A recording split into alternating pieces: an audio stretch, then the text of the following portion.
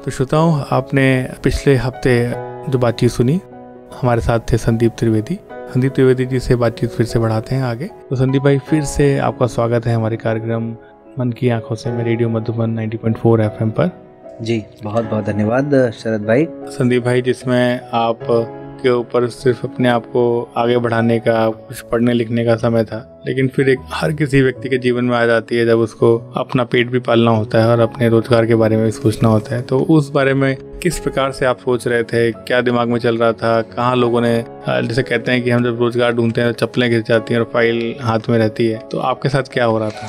हाँ, इस मामले में भी मुझे लगता है कि जो मेरा एक शुरू से मेरा एक नजरिया रहा है जीवन के प्रति पॉजिटिव रहने का और नया कुछ एक्सप्लोर करने का, जो मेरा वही मेरे काम आया इस मामले में। इसलिए मुझे जॉब के लिए भी मैं बताता हूँ आपको डिटेल में कि मुझे कहीं ऐसी बहुत दिक्कत नहीं हुई। यहाँ जो मेहनत करनी पड़ती है, पढ़ाई करनी पड़ती है, वो तो देखिए करनी ही पड़ेगी। उसके बिना तो, जैसे मैं 2004 में जब 12th किया, मैंने कॉलेज में गया, मैंने अपने सब्जेक्ट में संस्कृत की जगह इंग्लिश लिटरेचर ले लिया और अजमेर में मैं पहला व्यक्ति था जिसने इंग्लिश लिटरेचर लेकर के कॉलेज किया हो। ब्लाइंड व्यक्ति, बिल्कुल पहला ब्लाइंड व्यक्ति था। और उसके बाद अजमेर में तो अभी तक कोई नहीं आया है, कम से कम, और शहरों में तो अब काफी लोग आ गए हैं, लेकिन अजमेर में कोई नहीं आया जिसने इंग्लिश लिटरेचर से अभी ग्रेजुएशन किया हो। तो बड़ा लोगों ने हंसी उड़ाई थी कि क्या करोगे, लगता है इन्होंने तो मतलब किसी रीडर के चक्कर में, कोई रीडर मिल गई होगी उसके चक्कर में इंग्लिश ले लिया, ये तक कहा लोगों ने। तो लगा कि मतलब आत्मघाती निर्णय है, गलत निर्णय है, लेकिन मुझे कहीं कोई ऐसा नहीं था। मैंने कहा नहीं ठीक है यार, सब्जेक्ट है, पढ़ेंगे, मेरी रुचि भी थी। तो मेरा कॉलेज भी हुआ, उसके बाद 2008 में बीएड भी हुआ, फिर मैंने एमए में एडमिशन लिया, 2008 में ही मैंने ले लिया था। लेकिन एमए का जब मेरा प्रीवियस रहा तो वहां जाकर के एक बार जरूर मुझे लगा कि यार कहीं कुछ गड़बड़ हो गई है शायद अपने साथ। पहले साल प्रीवियस में मेरे बहुत कम परसेंटेज बने, मेरे केवल 41% बने जी। लेकिन अब मेरा शुरू से स्तर ऐसा था कि मैं ये बात खुद भी स्वीकार नहीं कर पा रहा था और न ही लोगों को बताने की हिम्मत जुटा पा रहा था। तो मुझे याद है मैंने कुछ साथियों को झूठ भी बोला कि नहीं यार मेरे 48% बने, मेरे 50, मैंने पता नहीं कुछ ऐसे बताया मत, ताकि एक संतोषजनक स्थिति मैंने उनको बताई। उसके बाद में जब वो हो गया तो हाँ मेरे को लगा कि यार ऐसे तो गड़बड़ हो जाएगी, अपनी नौकरी कैसे लगेगी। जब 2009 में मैं एमए फाइनल में आया तो मैंने एक तो निर्णय लिया कि 2 पेपर इम्प्रूव करूंगा और फिर मुझे एमए फाइनल भी करना है। तो टोटल मेरे 7 पेपर हो गए और 2009 से मेरे लिए वही एक बार मैंने कहा ना कि मैं जो लकी रहा तो वही मेरे लक ने फिर मेरा साथ दिया।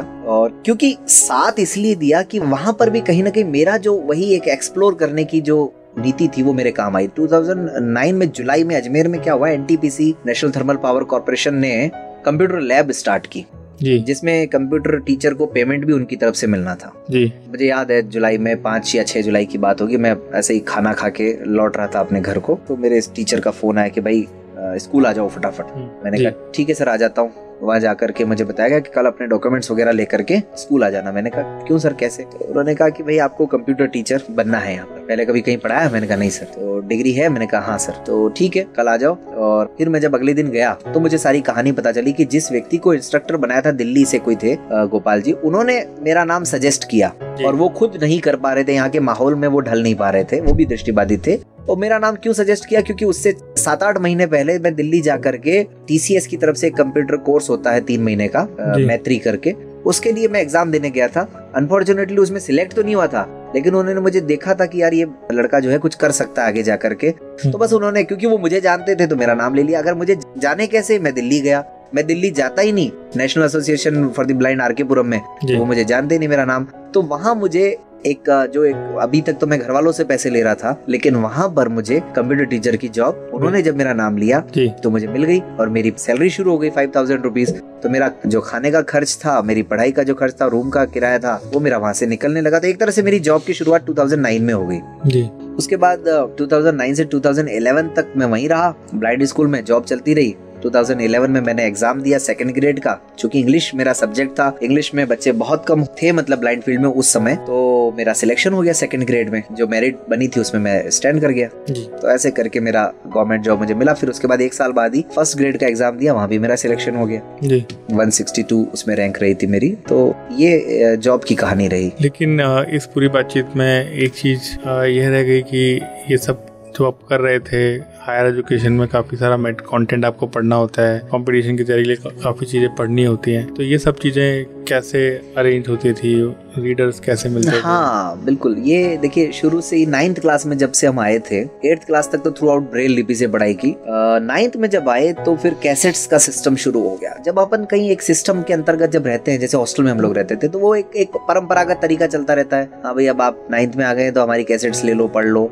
तो पहले से पता होता है कि 9th में जाके पढ़ाई का सिस्टम क्या रहेगा। तो 9th to 12th कैसेट से पढ़ाई की, कैसेट से ही पढ़ना होता था। First year, second year, final year में जो पॉलिटिकल साइंस सब्जेक्ट था उसको कैसेट से ही पढ़ना था। म्यूजिक में जरूरत थी नहीं किसी चीज की। और इंग्लिश लिटरेचर जो था वो मैंने रीडर से पढ़ा, क्योंकि उसकी रिकॉर्डिंग जब किसी ने पढ़ाई नहीं तो उसकी अवेलेबल कहाँ से होगी। उसको मैंने रीडर से पढ़ा, सुन करके। उसको रिकॉर्ड करने वाले व्यक्ति भी इतने मतलब थे नहीं, तो जो मेरे रीडर थे उन्हीं से उसी दौरान ही टेप लगा करके और रिकॉर्ड करवा के जब जितना हो जाता था 1 घंटे में उतना हो जाता था, बाद में सुन लेते थे। और जो क्लास में लेक्चर अटेंड किया वो, तो ऐसे करके मैंने ग्रेजुएशन ऐसे निकाला अपना, first year, second year, final year. हाँ, इस बीच में मैं एक बात बताना भूल गया था कि जब मेरा प्रीवियस में 41% बने तो फिर फाइनल में मैंने इतनी मेहनत की कि फिर मेरे फाइनल में जो 7 पेपर दिए थे उनके टोटल मेरे 61% बने, और फिर मेरा एग्रीगेट जाकर के 53-54 बना। तो कहने का मतलब है कि वो उस चुनौती को भी मतलब मैंने अपने आप को समझा नहीं पा रहा था, लेकिन फिर भी उसको मान करके चुनौती लिया तो फिर जाके सफलता भी मिली। फिर जब बीएड किया तो बीएड में तो पूरे 7-8 पेपर जितने थे उनकी कैसेट्स पहले से ही उपलब्ध थी। लो भाई संदीप, ये कैसेट्स ले लो, हमारी पढ़ो, खरीद लो आप। ऐसे चलता था आदान प्रदान, एक के बाद एक। लेकिन एक सब्जेक्ट की 10 कैसेट, 20 कैसेट, 15 कैसेट, और उनकी क्वालिटी भी ऐसी जो आप मतलब एक बार तो सुन लो मजबूरी में, दूसरी बार आप सुन नहीं सको। फिर कभी रील टूट रही है, कभी गिर्री खराब हो रही है, कभी क्या हो रहा है, कभी टेप खराब हो रहा है, कभी उसको सही, मतलब कई सारी समस्याएं थी उसमें। मुझे तो, मैं उस समय तक अक्सर ये कहता था मुझे ये सुन करके पढ़ना बिल्कुल अच्छा नहीं लगता, मुझे तो ब्रेल से पढ़ना अच्छा लगता है। उसका कारण यही था कि ये जो रिकॉर्डिंग सिस्टम था वो मुझे पसंद नहीं आता था, जो कैसेट से रिकॉर्डिंग होती थी। फिर जब मैंने एमए किया, एमए में मैंने थ्रू आउट कहीं रिकॉर्डिंग नहीं दी, अपना एक स्कैनर खरीदा, कंप्यूटर थोड़ा बहुत आ ही गया था, स्कैनर पे बुक, वहां पे मैंने टेक्नोलॉजी का जो है सहारा लेना शुरू कर दिया, क्योंकि समझ में आ गया था कि अगर आगे कुछ करना है तो टेक्नोलॉजी के बगैर कर पाना बड़ा मुश्किल है, इस टेक्नोलॉजी के साथ जुड़ना बहुत जरूरी है। तो मैंने सारी अपनी एमए प्रीवियस और फाइनल की पढ़ाई स्कैन कर करके उसको अपना जो टॉकिंग सॉफ्टवेयर होता है उसकी मदद से उसको सुन करके ही अपनी एमए की पढ़ाई। लेकिन अब जब जेब में पैसे आ जाते हैं संदीप भाई, तो लगता है कि उसको कोई खर्च करने वाली भी हो, तो वो सब शुरुआत कैसे बनी? और अब आपके परिवार में देखता हूँ कि एक आपकी गुड़िया भी है, और वो सब शुरुआत कहाँ से बात आगे बढ़ी? ये कहानी वही है अगेन कि जहाँ पे जैसे ही जो मौका मिल जाए उसको हाथों हाथ ले लेना चाहिए। तो इस मामले में भी मैं फिर यही कहूँगा कि मैं लकी रहा। मुझे मौका मिला रिकॉर्डिंग से जुड़ने का, रिकॉर्डिंग के कार्य से जुड़ने का। जो काम मुझे खुद अच्छा नहीं लगता था उस काम से जुड़ने का मुझे अवसर मिला। और उसमें जब पहली हमने रिकॉर्डेड बुक जब तैयार की तो उसका जो विमोचन होना था उसमें मुझे इनवाइट किया गया, और वहाँ पे वॉलेंटियर के रूप में जो है मेरी श्रीमती जो है वो आई हुई थी। तो उनसे बातचीत हुई, जो नंबर शेयरिंग हुआ, और उसके बाद में फिर सिलसिला आगे बढ़ा, और ऐसा बढ़ा कि एक दिन, मतलब लकी मैंने वर्ड क्यों यूज किया, क्योंकि मुझे उनको कहना नहीं पड़ा, उन्होंने खुद मुझे प्रपोज किया आगे होकर के। मुझे उन्होंने कहा कि मुझसे शादी करेंगे। तो इसलिए मुझे लगता है ये भी बहुत कम साथियों के साथ ऐसा होता है जो मेरे साथ हुआ। तो 2011 में 15 मई की बात है, ये उस प्रोग्राम में वो मुझे मिली, और 1 जून आते आते तो मतलब उन्होंने प्रपोज कर दिया था मुझे। 15 मई को मुलाकात हुई जी, और 1 जून यानी 15-16 दिन के अंदर ही। क्या बात। तो फिर 2011 में मेरी शादी हुई। वंदना शर्मा उनका नाम है। मतलब चांद जो है पूरा आकार लेता, उससे पहले उन्होंने प्रपोज कर दिया। तो पूर्णिमा का चांद आता। जी जी। चलिए, लेकिन वो जो 15 दिन थे वो आपके लिए शुक्ल पक्ष में ही रहे जी, हम ये मान के चलते हैं जी। तो संदीप भाई, लेकिन इस पूरी बातचीत के बाद आपने एक संघर्ष किया, स्टडीज की, रोजगार पाया, लेकिन एक बहुत बेमिसाल मुहिम आपने शुरू की पूरे देश में, और पिछले 4-5 साल से तो मैं खुद उसका साक्षी हूँ और लाभार्थी भी हूँ। तो उस मुहिम की शुरुआत कैसे हुई, और इतना बड़ा आपने जो ये कैंपेन शुरू कर दिया और जिसका लाभ आज हजारों हजार नेत्रहीन साथी ले रहे हैं, तो ये किस प्रकार से हुआ और उसमें क्या चुनौतियां आई? ये उन्हीं दिनों की बात है जब मैं कंप्यूटर टीचर था ब्लाइंड स्कूल में जी। और बार बार मैं क्यों ये बात कह रहा हूँ कि जैसे ही हमें इशारा मिलता है कुछ एक्सप्लोर करने का, तुरंत उसमें हाथ डाल देना चाहिए, क्योंकि वो चीज कब जाकर के हमारे लिए पॉजिटिव बन जाए वो हमें खुद नहीं पता होता जी। तो 2010 में कुछ मेरे ही साथी, कुछ वहाँ के स्टूडेंट्स मेरे पास आए और बोले सर कंप्यूटर में अब आप इतनी रुचि रखते हैं, इतना अच्छा जानते हैं, तो और राज्यों में और शहरों में तो ऐसी सुविधाएं हैं, लेकिन हमारे राजस्थान में अभी भी ये दिक्कतें हैं कि हमें जो कंप्यूटराइज्ड जो रिकॉर्डिंग होती हैं डेजी फॉर्मेट में, निश्चित रूप से उनको लेने के लिए बाहर जाना पड़ता है, दिल्ली या फिर बॉम्बे, मतलब देहरादून, अहमदाबाद, कहीं और जाना पड़ता है। लेकिन हमारे यहाँ अगर ये सुविधा मिल जाए तो साथियों को बाहर नहीं जाना पड़ेगा, और उसकी क्वालिटी तो मैं खुद देख चुका था। मैंने कहा हाँ, उसकी तो क्वालिटी वगैरह तो बहुत अच्छी, क्योंकि उससे पहले मैं कुछ दिल्ली से 2-4 सीडीज जो है ले चुका था, मंगवा चुका था, वो देख चुका था। मैं खुद बड़ा आश्चर्यचकित था कि ऐसा डेजी फॉर्मेट होता है उसमें। शरद भाई मैं आपको बताऊं कि जैसे एक साइटेड व्यक्ति बुक पढ़ रहा है ना, उस तरह का उसका फॉर्मेट होता है। आप पेज बाय पेज नेविगेट कर लें, हेडिंग वाइज नेविगेट कर लें, फ्रेज नेविगेट कर लें, चैप्टर्स नेविगेट कर लें। आप अगर 51 पेज पे जाना चाहते हैं तो वहां चले जाएं, गो टू पेज और सब कुछ, मतलब। तो मैंने भी सोचा यार हाँ बात तो सही है। तो वहां पर सितंबर अक्टूबर में ये कोशिश फिर की मैंने, धीरे धीरे नेट पे सर्च करना शुरू किया कि कैसे करते हैं। फिर सॉफ्टवेयर्स पता लगे, उन सॉफ्टवेयर को डाउनलोड किया, उनको इंस्टॉल किया अपने कंप्यूटर में, घर में रात को मैं, क्योंकि अकेला ही था।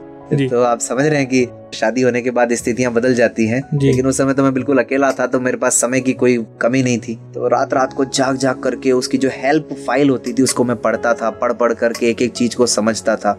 एक चीज पढ़ता फिर उसी को प्रैक्टिकली करके समझता, एक पढ़ता फिर उसको ऐसे करते करते उनको टुकड़ों में जोड़ करके मैंने पूरा एक अपने लिए लेसन बना लिए कि हाँ अच्छा मुझे अब ये ऐसे करना है, ये ऐसे करना है। तो पहली बुक जब रिकॉर्ड की, बड़ा अच्छा लगा, लोगों को सुना उन्होंने, और काफी साथियों ने वो सीडी की डिमांड भी की, उनको वो सीडी दी। तो वो काम धीरे धीरे वहां से स्टार्ट हुआ रिकॉर्डिंग का, जब मैं ब्लाइंड स्कूल में था जी। और वो मैं पहले ही बता चुका हूँ कि मैं दिल्ली गया तो ब्लाइंड स्कूल में आया, और ब्लाइंड स्कूल में आया तो रिकॉर्डिंग के काम से जुड़ा। तो उसके बाद 2-3 किताबें और रिकॉर्ड की, लेकिन कभी कभी महीने 2 महीने में कोई साथी बोल देता तो ठीक है। तो उस समय मेरी रीडर हुआ करती थी जयवंती आसवानी मैडम। तो क्योंकि मेरे को पता था कि इस काम के लिए भाई रीडर की भी जरूरत है अपन को, अगर परमानेंट रिकॉर्डिंग करवानी है तो उन्हीं को मैंने हायर किया कि आपको जो भी हम बुक्स देंगे उनको आपको रिकॉर्ड करना है। तो उन्होंने रिकॉर्ड की बुक्स, और बच्चों को हम देते रहे, साथियों को देते रहे, मेरे बराबर के या मेरे से बड़े। फिर धीरे धीरे लोगों तक सूचना पहुंचने लगी कि भाई अजमेर में रिकॉर्डिंग होने लग गई। इसी बीच में अप्रैल 2011 में मुझे मेरे जो सर थे कॉलेज में, उनका फोन आया कि संदीप हम एक संगठन से जुड़े हैं और दृष्टिबाधित साथियों के लिए कुछ करना चाहते हैं, तो तुम बताओ कि क्या कर सकते हैं। मैंने उनको कहा सर ये रिकॉर्डिंग का काम अभी हम लोगों ने शुरू किया है, बहुत छोटे लेवल पे है, इसमें साथियों से हमको पैसे लेने पड़ते हैं, लेकिन अगर ये उस संगठन के माध्यम से हो जाए तो साथियों का खर्च भी बहुत कम हो जाएगा जी, और ये एक संगठित रूप में ये काम आगे बढ़ेगा, और राजस्थान में इसकी बहुत आवश्यकता भी है। निश्चित रूप से। तो उन्होंने इस प्रपोजल को अपनी मीटिंग में रखा, वहाँ पे वो अप्रूव हो गया। उसके बाद से फिर हमने उस संगठन के साथ मिल करके रिकॉर्डिंग करना शुरू किया। मैं लगभग 5 सालों तक उस संगठन के साथ जुड़ करके 2016 तक रिकॉर्डिंग करके, बुक्स वगैरह की एडिटिंग करके, सीडीज बना करके, जो काम मैंने उस समय हाथ में लिया था, मुझे खुशी है कि मैं आज भी वो कार्य कर रहा हूँ। और बस ये है कि अब उस लेयर्स हैं उसकी वो बहुत बदल गई हैं, उसका दायरा बहुत बढ़ गया है। लेकिन उस समय ये था कि ज्यादातर राजस्थान, 5 साल जब मैं रहा तो मैं राजस्थान के साथियों से ही जुड़ा हुआ था जी। राजस्थान के साथियों के बीच ही जो है रिकॉर्डिंग्स पहुंचा पा रहा था। ज्यादातर बाहर के साथी अगर 10% थे तो 90% राजस्थान के साथी थे। लेकिन बड़ा अच्छा लगता था क्योंकि साथियों की जॉब भी लग रही थी, उनको पढ़ने में मदद भी मिल रही थी, क्वालिटी भी बहुत अच्छी हो रही थी, रिकॉर्डिंग्स भी देर सवेर टाइम पर उनको मिल ही जा रही थी। इसके अलावा जो रीडर थे उनको अभी पेमेंट वगैरह टाइम पर मिल रहा था। तो बड़ा मतलब मैं खुश था अपने इस कार्य से भी। मुझे लग रहा था कि अपने पास जो नॉलेज है वो किसी न किसी के काम आ रहा है किसी रूप में, और वॉलेंट्री बेस पे ही मेरी तरफ से वो सारा काम किया जा रहा था तब भी और आज भी। बिल्कुल, मैं मान के चलूँगा कि आपने जैसा कहा कि आपकी बातचीत से लगा कि चरे वेती, यानी कि आप जहाँ भी मौका मिले एक्सप्लोर करिए। तो लेकिन इस पूरी बातचीत में आपकी बातचीत से लगा कि मुझे आपने एफर्ट्स किए और वॉलंटियरिज्म के माध्यम से आज आपके व्यक्तित्व में निखार है। आपने एक बड़ी मुहिम को भी शुरू किया हुआ है और वो चल रही है, और मुझे लगता है कि देश के एक बड़े हिस्से तक पहुँच चुका है। आज हमारे सदस्य संख्या जो आपके संगठन की है वो एक बड़ी संख्या मानी जाती है देश में किसी भी संगठन में। संदीप भाई, ये बताइए कि कुछ ऐसी घटना है, फॉर एग्जांपल जब भोजन ले रहे होते हैं थाली में, और तो अब आपका कोई हाथ पकड़ के आपका दाल हाथ में डाल दे रहा है, चावल में आपका हाथ पूरा भर दिया है, शर्ट की कलफ में आपकी दाल लग गई है। तो बहुत छोटी सी तकनीक है कि भाई हम थाली में खाना रख रहे हैं तो बताया जा सकता है कि भाई जहाँ 3 बजे हैं घड़ी के वहाँ पर रोटी रखी है, जहाँ 12 बजे हैं वहाँ दाल रखी है, जहाँ 9 बजते हैं वहाँ पर आपके लिए अचार है, सलाद है, और जहाँ पर 6 बजे हैं वहाँ पर चावल रखे हैं या कोई दूसरी सब्जी रखी हुई है। सिंपल सा तरीका है बताने का, लेकिन लोग सड़क क्रॉस करवा रहे हैं तो आपका हाथ खींच रहे हैं ज़ोर से, आपको धकिया रहे हैं, अरे इधर आइए इधर आइए, अब इधर का मतलब क्या है, अरे इधर इधर राइट है कि लेफ्ट है पता नहीं। तो ऐसी बहुत सारी चीज़ें हैं, इसके बारे में आप थोड़ा बताइए ना, अपने विचार रखिए हमारे बीच में। ये तो बहुत ऐसी कॉमन बात है शरद भाई, ऐसे ऐसे मिथ हमारे समाज में बने हुए हैं जो मैं अक्सर कई जगह ये बात तो बोलता रहता हूँ, अपने स्टाफ में हो या अपने दोस्तों में हो, जहाँ भी मुझे मौका मिलता है मैं इस बारे में ज़रूर बात करता हूँ, अपने ग्रुप के साथियों के साथ भी, हर जगह। ये कुछ ऐसी बातें हैं जो देखो समाज को ना जो सूट करता है, समाज वो बात अपने लिए पहले से ही उसको मान करके चलता है। समाज को ये सूट करता है कि आप फर्ज कीजिए आप खाना खा रहे हैं, आपके साथ आपकी वाइफ हैं, आपके पिताजी हैं, कोई भी हैं, दोस्त है, उससे कहेंगे ये दाल लेंगे, ये पूरी लेंगे, ये गुलाब जामुन लेंगे। अरे भाई उनसे पूछ रहे हो, वो मुझसे ज्यादा दूर तो है नहीं, हमें भी सुनाई दे रहा है। जब आपको पता है कि सुनने की समस्या हमारे साथ नहीं है तो फिर आप हमसे भी पूछ सकते हैं। लेकिन बस उनका आई कांटेक्ट जहाँ हो जाता है वहीं उनकी बात शुरू हो जाती है, और हमसे आई कांटेक्ट वो करते नहीं है, जबकि हमसे तो सीधा अगर वो चाहें तो हार्ट कांटेक्ट कर सकते हैं, दिल से दिल का रिश्ता जोड़ सकते हैं, लेकिन नहीं होता है वो। तो बड़ा बुरा लगता है उस समय कि आप भाई उनसे क्यों पूछ रहे हो। इसी तरीके से खाने में ये देखिए, ये यहाँ ये है, ये यहाँ है, अरे थाली जब रख दी है सामने तो हाथ जब चलेगा तो अपने आप पता लग जाएगा कि कहाँ क्या पड़ा है। अब जब खाने को बैठ गए तो भूखे तो नहीं उठेंगे ना जी। हाँ, आप देते समय पूछिए, कुछ देना है तो पूछिए कि भाई चाहिए या नहीं चाहिए, लेकिन जो दे चुके उसके बाद तो कुछ कहने की जरूरत नहीं है जी। है ना। तो मुझे लगता है कि हाँ, थाली के बाहर का जैसे कोई गिलास है, कोई कटोरी है, उसमें जरूर हम मदद ले सकते हैं और उसके लिए हम बोल देंगे, खुद ही हम कह सकते हैं। लेकिन वो उनका एक अपना सिस्टम बना हुआ है, उनको लगता है कि इनको ऐसे छू छू करके बता। ऐसी बहुत सारी बातें हैं। रोड क्रॉस कर, जैसा आपने कहा, हाथ को ऐसे आगे की तरफ कर लेंगे, बिल्कुल कोण बनाते हुए, जैसे सामने हम प्रतिज्ञा कर रहे हो, मतलब कि हम किसी से नहीं भिड़ेंगे। हम किसी से नहीं भिड़ेंगे, उस टाइप से मतलब वो करने का प्रयास करते हैं। तो रेडियो मधुबन का भी यही प्रयास है कि समाज में एक जागरूकता को फैलाया जाए, और वही कोशिश आप और हम कर रहे हैं। तो ये समझनी चाहिए सबको चीज। समाज को ये सूट करता है कि एक दृष्टिबाधित व्यक्ति स्टिक से चलता है। अगर आपके पास स्टिक नहीं होगी, वो फट से आपसे क्वेश्चन पूछ लेंगे। लेकिन अगर आप टच स्क्रीन फोन चला रहे होंगे तो वो ये बात समझने में बहुत देर लगा देंगे कि ये फोन कैसे चला रहे हैं। उनको लगता है कि अगर देख ले, अब तो स्थितियां फिर भी बदली हैं, लेकिन 2-4 साल पहले तो ऐसी स्थिति थी कि हार्ट अटैक आ जाए लोगों को कि भाई ये टच स्क्रीन फोन कैसे चला रहे हैं जी। उनको क्योंकि सूट करता है कि हाँ, स्टिक से तो चलना इनको आता है, लेकिन इन्होंने पढ़ाई भी की होगी, इनको बोलना भी आता है, इनको समझ भी है चीजों की, ये अपनी बातों को मजबूती के साथ रख भी सकते हैं। इन बातों को समाज स्वीकार करने में देर लगा देता है। तो ये बड़े शादी ब्याह तक के मामले में उन्होंने अपना मिथ बना रखा है कि भाई ये अगर दृष्टिबाधित है तो इनकी वाइफ भी दृष्टिबाधित होंगी, या कोई दृष्टिबाधित महिला है तो उनके हस्बैंड भी दृष्टिबाधित होंगे, या किसी भी तरह की चुनौती के साथ कोई व्यक्ति है तो उनको लगता है कि कहीं भी, मेरा ये मानना है कि देखो ये तो प्रेम का मामला होता है ना, प्रेम तो कहीं भी कभी भी किसी को भी किसी से हो सकता है, चाहे वो दृष्टिवान को भी दृष्टिबाधित से हो सकता है और दृष्टिबाधित को भी दृष्टिवान से हो सकता है, या किसी भी तरह की समस्या के व्यक्ति को किसी से भी हो सकता है। दृष्टिबाधित दृष्टिबाधित को भी हो सकता है, दृष्टिवान दृष्टिवान को नहीं होता है क्या, बताइए आप मुझे जी। अच्छा, उसके बाद में कुछ हो जाए तो फिर क्या करेंगे आप जी। तो ये समाज ने अपने हिसाब से, पता चलता है कि टीचर हैं तो वो मान लेते हैं संगीत टीचर हैं आप, उनको लगता है कि ये संगीत टीचर ही बन सकते हैं। ये स्थितियां हैं कि समाज को जो चीजें सूट करती है ना, वो समाज अपने हिसाब से वो, लेकिन हमें खैर उससे कोई फर्क नहीं पड़ता है। हमारा काम है आगे बढ़ना, हमारा काम है इन सब चीजों से लड़ना।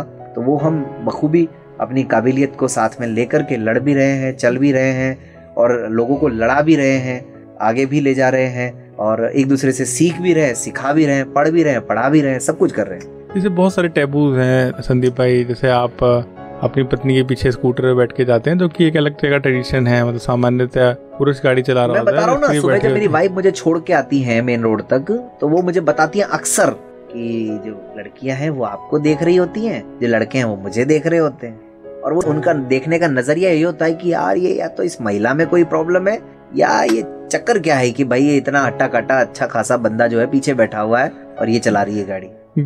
ये बड़ी खतरनाक बात है जी। समाज जो है स्टीरियोटाइप में चलता है, और वो स्टीरियोटाइप जहाँ आप तोड़ेंगे वहाँ पर आपको। मैं जिस शहर में रहता हूँ वो राजस्थान का पहला शिक्षित जिला माना जाता है, लेकिन वहाँ भी ये स्थिति है। ये वो जिला भी तो है जहाँ दयानंद सरस्वती को जहर दिया गया। तो हम कहें कि पॉजिटिव और नेगेटिव दोनों प्रकार के लोग उस शहर में हैं।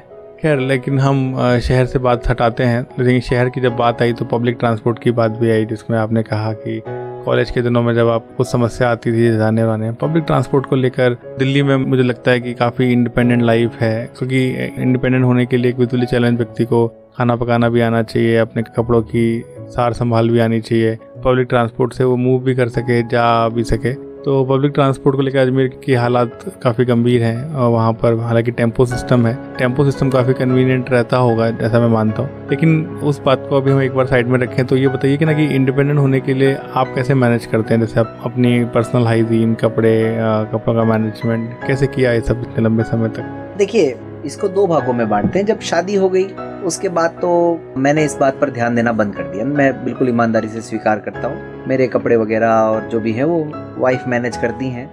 वो जब नहीं होती हैं तो मैं पहले से ही व्यवस्था सारी करवा लेता हूँ जी, क्योंकि मैंने अब वो हैं तो मैंने ध्यान देना बंद कर दिया इन चीज़ों पे। लेकिन उससे पहले जो मैं मतलब कपड़े इस तरह से रखता था कि उनमें पहचान बना लिया करता था। जैसे इसके बटन ऐसे हैं तो ये इस पैंट के साथ है, इसके बटन ऐसे हैं तो ये मैं उस तरह से कोई ना कोई उसमें पहचान बना लिया। ये हाफ शर्ट है तो ये इसके साथ है, ये फुल है तो इसके साथ है, इसके यहाँ पर ये निशान है, इसके यहाँ पर ये नहीं है। या फिर जो हमारे जो जिनसे मैं कपड़े धुलवाया करता था भैया से, उनको मैं ये कहता था कि जो मैचिंग मतलब उसमें कोई वो नहीं था, जैसा उन्होंने कर दिया वो ठीक है। या मैं एक बार जो घर से तय करके ले आता था बस फिर वही सिस्टम चलता रहता था। मैं इस तरह से कम अपने मैनेज करता था मेरे जीवन में। और कुकिंग को लेकर आपका कोई शौक है? नहीं, मैं कुकिंग को लेकर देखिए बहुत इस मामले में मेरी सोच थोड़ी सी अलग है। मैंने कुछ सीखा भी नहीं, लेकिन हाँ एक चीज़ जो मुझे सबसे ज़्यादा प्रिय है वो मैंने ज़रूर सीख ली, चाय बनाना। तो चाय मुझे बहुत पसंद है, तो मैं चाय पी लेता हूँ बना के।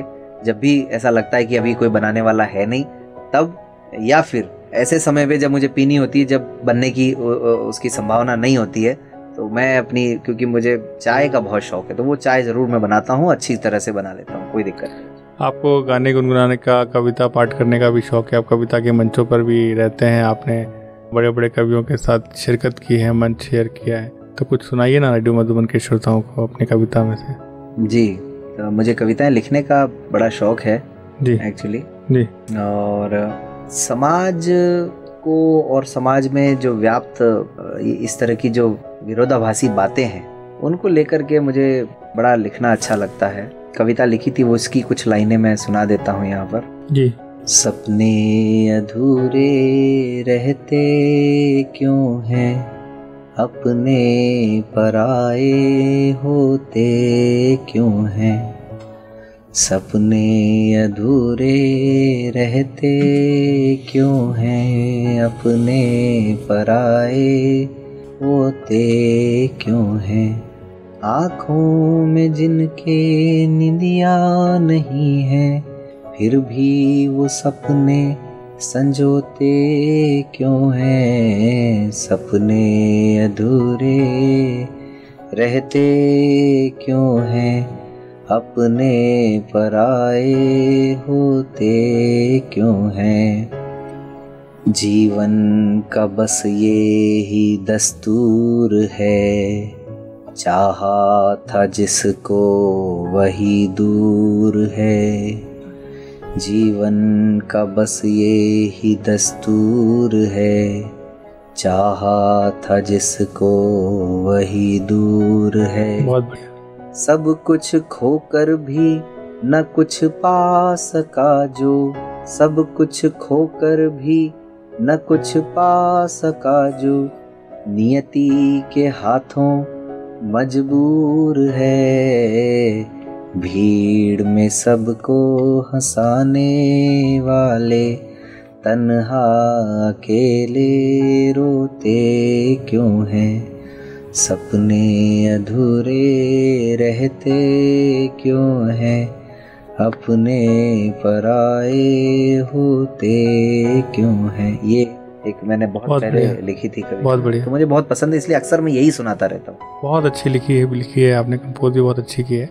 संदीप भाई, कुछ ऐसी बातें हैं जो मैं पूछना भूल गया हूँ इस पूरी बातचीत के दौरान, क्या मैसेज है हमारे नई पीढ़ी के लिए आपका? देखिए, एक बात तो ये है शरद भाई कि जब जब एक दौर ऐसा आता है ना, जब हमें सब कुछ बड़ा आसान लगने लगता है, हमारा इस जीवन स्तर बहुत अच्छा होता जाता है, इसमें कोई डाउट नहीं है, कोई शक नहीं है, लेकिन साथ ही साथ जो जो मेहनत करने की भावना होती है, कहीं ना कहीं वो मुझे लगता है वो कम होती चली जाती है जी।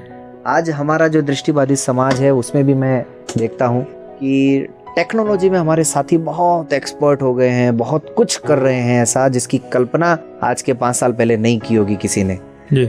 लेकिन दूसरी तरफ जो एक वो स्वाध्याय वाली जो भावना थी आज के 20 साल पहले, 15 साल पहले जी, क्योंकि उस समय सिचुएशन ही ऐसी थी। हमारे जो साथी बताते हैं पुराने कि वो एक बार पढ़ करके, जैसे विवेकानंद जी के साथ जो थी, याद हो जाया करता था सब कुछ, लेकिन आज वो स्थितियां नहीं है। आज हम लोग निर्भर हो गए हैं इन सुविधाओं के ऊपर। तो सुविधाओं का सहारा लेना अच्छी बात है, सुविधाओं के साथ चलना अच्छी बात है, तकनीक को अपनाना अच्छी बात है, लेकिन वो जो एक बात है कि जिसमें हम, फिर मैं वहीं आता हूं कि हम खुद से भी तो कुछ एक्सप्लोर करते रहे, हम लकीर के फकीर ही बन करके क्यों चले जी। हम उसमें अपना क्या ऐड कर सकते हैं, या जो हमें एक सहारा मिल गया, हमें जो मदद मिल गई है, उस मदद से कुछ हम नया कैसे निकाल सके हमारे ही साथियों के लिए। तो वो एक बात की थोड़ी सी कमी रहती है। जो आपने बात की सरकारी तंत्र की, वहां तो देखिए ये बहुत पहले से एक चर्चा चलती है कि ये सरकारी है और ये प्राइवेट है, मतलब एक व्यंग्य कहा जाता है, अच्छा ये सरकारी है भाई, अच्छा ये सरकारी है। तो वो हमारी मानसिकता, हमारा माइंडसेट ऐसा हो गया है कि हमने देश के प्रति, सरकार के प्रति सोचना धीरे धीरे हमने कम कर दिया। सरकार का तो काम है योजनाएं बनाना, सुविधाएं देना, वो सब तो वो अपने लेवल पे देर सवेर कर ही देगी जी। लेकिन अगर हम लोग अपनी जिम्मेदारी का ठीक, अब मान लीजिए मैं टीचर हूँ, मेरे अंदर ये भावना आ जाए, मुझे बस अपना कोर्स पढ़ाना है और शब्द का अर्थ करके बता देना है, उसके अलावा मुझे बच्चों से और कोई बात नहीं करनी है, तो हम कैसे उनको अच्छा नागरिक बना पाएंगे? हम अगर उनको ये नहीं बताएंगे बच्चों को, जैसे मैं आपको उदाहरण देता हूँ, मेरे स्कूल में ये थी स्थिति कि प्रेयर में जा रहे हैं बच्चे, फैन चला करके आ जाते थे, उन्होंने भी किसी को देखा होगा, क्लास का फैन चला करके आ गए प्रेयर के अंदर। जब मैं गया, मैंने पूछना शुरू किया, मैंने कहा क्यों भाई, क्यों आपने फैन चलाया, घर में ऐसे करते हो क्या कि नहाने गए हो तो फैन चला के चले गए? कि नहीं सर। तो यहाँ पे क्यों? कि सर वो कमरा ठंडा रहता है। मैंने कहा ये पंखा है या एसी है? किसने आपको सिखाया कि कमरा ठंडा रहेगा? और आपको नहीं पता ये पंखा चल किससे रहा है? तो ये विद्यालय की संपत्ति है, ये हमारी संपत्ति नहीं है। हम घर में तो ऐसे नहीं, हम कहीं बाहर जाते हैं शादी में, पार्टी में, शाम को, तो क्या घर में पंखे चला के जाते हैं, आए जब ठंडा मिलेगा सर? कि नहीं सर। नहीं तो फिर ये विद्यालय में आप प्रेयर में जा रहे हो तो आप बंद रखिए इसको, क्या जरूरत है जब यहाँ कोई बैठा नहीं है? ये छोटी छोटी बातें हैं। हम अगर क्लास में या कहीं भी काम कर रहे हैं, लाइट ऑन है, चले गए बाहर। हम ये छोटी छोटी, मैं अपने फैमिली में भी कई बार देखता हूँ, हम हर जगह देखते हैं छोटी छोटी बातें हमारे अंदर आती नहीं, लेकिन ये छोटे छोटे काम ही अगर हम करने लग जाएं तो फिर मतलब क्यों ऐसी बातें करनी पड़ेंगी, क्यों ऐसी समस्याएं हमारे सामने आएंगी? बेशक जो बात हमारे प्रधानमंत्री जी करते हैं कि हम छोटे छोटे काम करेंगे, बड़ी बड़ी अपने आप ठीक हो जाएंगी चीजें।